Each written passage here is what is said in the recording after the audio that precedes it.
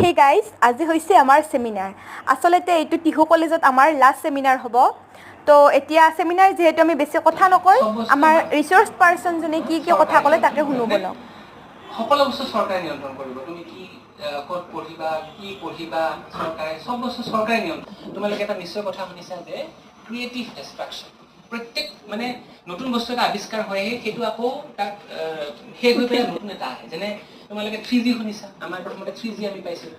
এতিয়া 3G নোহোৱা হৈ 4G আহিলে, আমি চবে 4G মোবাইল দৌৰাই ল'লো চবে। এফিচিয়েঞ্চি মানে কি? তুমি যদি কষ্ট বেছি কৰিছা, তুমি নম্বৰ বেছি পাবা। That is efficiency.